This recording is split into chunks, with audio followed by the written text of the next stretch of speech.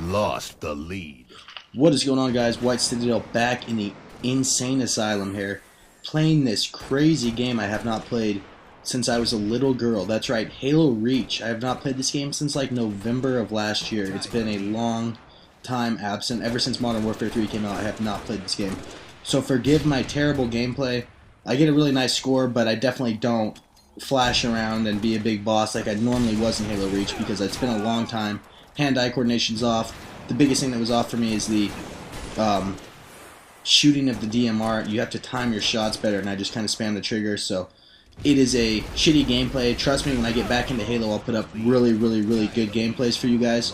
But the gameplay, unfortunately, is not what I want to talk about, even though it is a rare occasion to see Halo Reach on this channel. I want to talk about Halo 4, the game I am most excited about. The most excited I've ever been about a game since Halo 3 and Halo 2 before that, because Halo is my series. I love it to death, and I really hope it does well. And Halo 4, myself, and many people included, are going to pick up the disc and go straight to multiplayer. That's kind of what video games have turned to recently. The campaign is done on a rainy day, 2 or 3 months in advance of the game releasing. And that's probably how Halo 4 will be for me. I'll probably get it, go right to multiplayer. Because if you dick around with the campaign for 7, 8, 9 hours, you're going to get way behind everyone, and everyone's going to have a huge jump on you in multiplayer. You just can't afford to do that nowadays. I know it's sad, but that's really how the world works. So I want to talk about the Halo 4 multiplayer, because that's what all of us are going to be playing. We might play 10 hours of campaign, but we're going to play hundreds of hours in the multiplayer. So let's go over this a little bit, because there's a lot of changes. It's not just going to be Halo Reach with new maps, like a certain series I know of that just barely upgrades every single time. Halo actually changes things up quite a bit each game. So the first big change is that the multiplayer games are based on points. It's a point system, it's not a kill system. Like a team deathmatch game is not just based on kills, it's based on points. You get various points for doing various tasks. For example, if you get an assist, you get some points for your team. If you get an assassination, you get more points than just a basic kill. If you get a headshot, you get slightly more points. So that way, the stylish team, in essence, wins. A team might have more kills than you. However, the team that gets the more points is going to win. So you want to figure out ways to get high amounts of points. I'm sure assassinations are going to get you a shit ton. So that's kind of an interesting thing. I honestly don't know how I feel about that. But I think that it's going to work out, and it's probably just blind hope because I'm so excited for Halo 4. But I really do think that the point system is going to make sense and work out, and if it doesn't, it will be a quick patch. That's the nice thing about games nowadays, is that if they fuck up something, if people really hate something, downloadable content, or better yet, just a quick patch, and it's fixed right away. You don't have the final verdict of the game when you buy it. You can get a totally new product later on. So, another nice thing about Halo 4 multiplayer, default sprint. You don't have to waste an armor ability on sprint. And I know a lot of people are upset by that. You know, classic first-person shooters, you shouldn't have to push a button to sprint. You should just move around quickly. But for Halo, if people move around constantly that quickly, there's not going to be a lot of kills had, because this isn't the Quake audience, this isn't the Unreal audience. These aren't very good first-person shooter players. They're just pretty average, aside from the MLG and the top 10% players. You just can't move around that fast. It would be unrealistic to get a bunch of kills. So I like what they're doing. The sprint button will help you move around the map without giving you some sort of immortality against getting killed from the other team. So I really like the idea of the sprint button for everyone. Now the next thing that this game has that I'm a little confused about myself, hopefully someone in the comment section can clear it up, it's called Promethean Vision. And in essence, it's a X-ray vision of the whole map, meaning you get to see people behind walls wherever they may be, and I'm not sure how you get to use this or when you get to use this, but I know it's going to be in the game for a fact. So if anyone knows anything about Promethean Vision, let me know about it.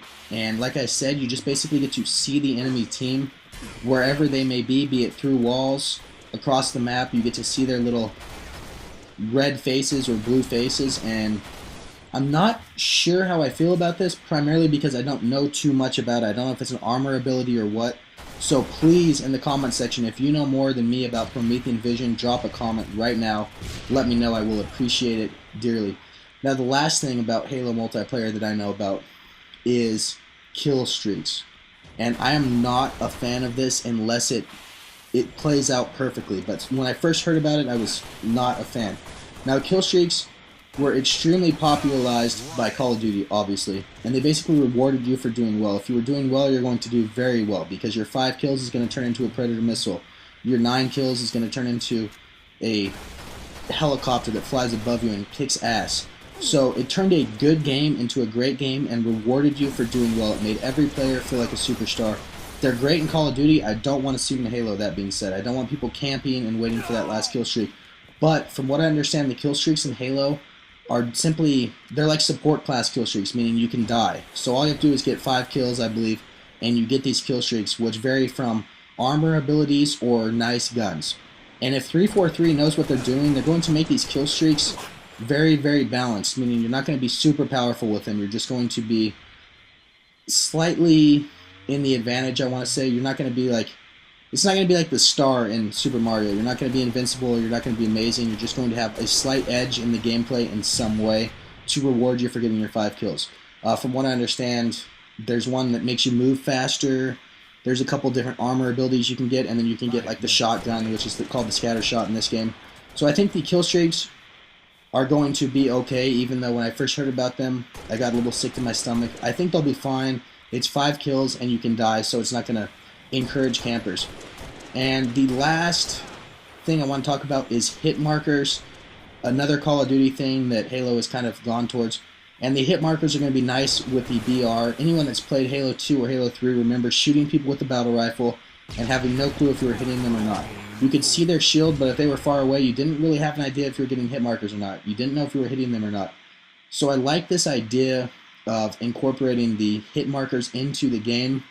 I think it's going to make the range combat with the battle rifle nice. As long as you don't have the sounds or anything like that, I think it will work out fantastic. And the last thing about this game, and I don't know a whole lot about this, is there's going to be some new armor abilities. And from what I understand, there's an armor ability that is in essence the riot shield from Call of Duty. I think it's going to be hilarious in Halo. I just hope that these armor abilities don't hurt the game, such as I will never, ever, ever respect the armor lock ability. I think it slowed down the game so much, and it really ruined some active, high-flying moments. So anyway, guys, leave a like and a comment, and I will be back later on. I'll definitely be talking more about Halo 4. Take care.